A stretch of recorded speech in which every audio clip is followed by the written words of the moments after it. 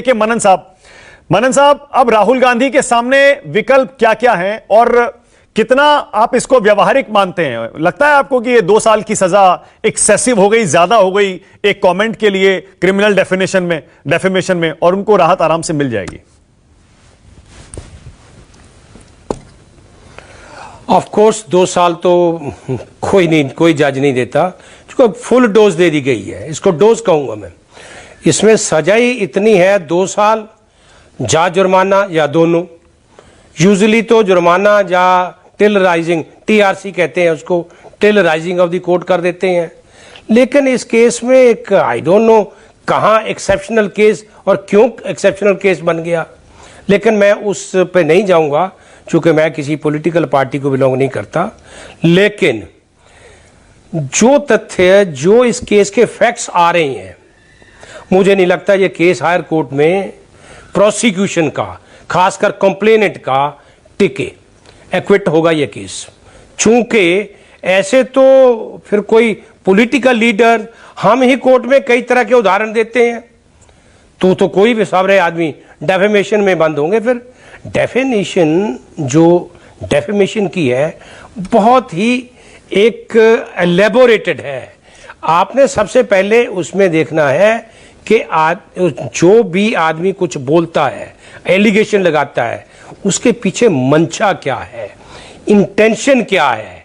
क्या वो रूटीन में बोल रहा है या वो सेंध का किसी चीज को किसी पे आक्रमण कर रहा है ताकि उस आदमी की समाज में उसके रेपुटेशन की क्षति हो।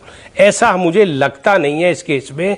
एक रैली में अगर वो बोल रहे हैं कर्नाटका में कि एक ये मोदी एक वो मोदी, ये मोदी सारे वर्ड आया है, सारे, उस सारे की वजह से ये केस का आधार बना है।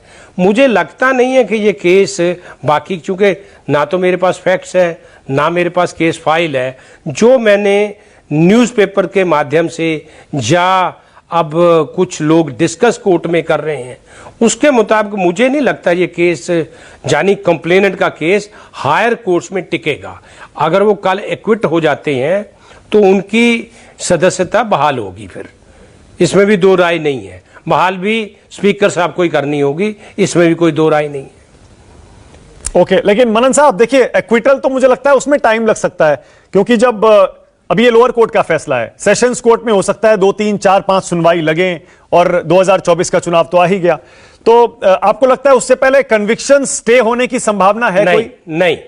मैं देखिए, अब मैं इधर उधर के कटाक्ष किसी पे नहीं करूंगा।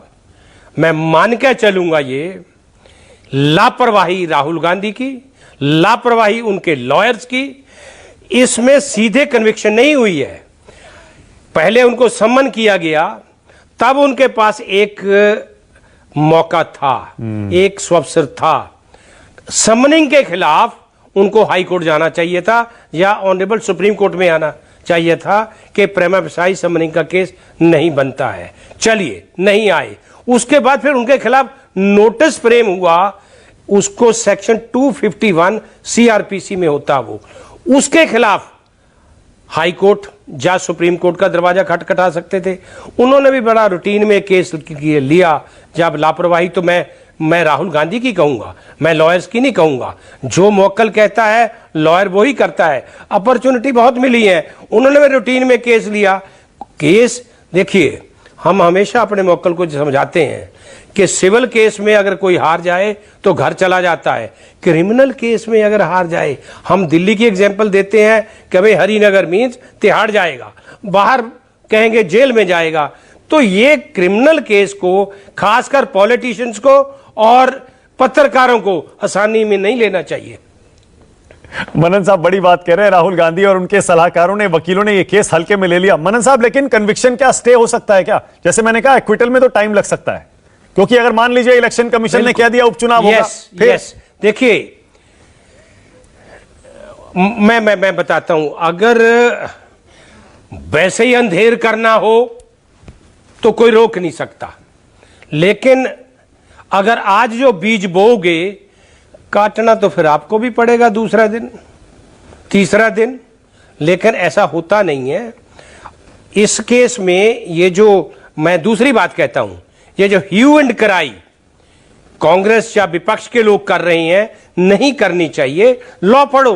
The moment you are convicted for 2 years और above, you are seized the office of the member parliament or MLA.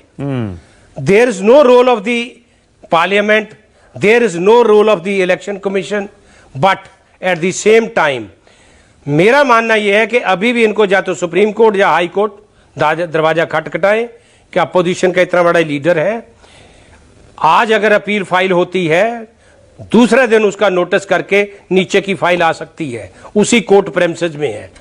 With in week case सुना जा सकता है, पर डिपेंड जज साहब पे करता है वहां की प्रक्रिया क्या है।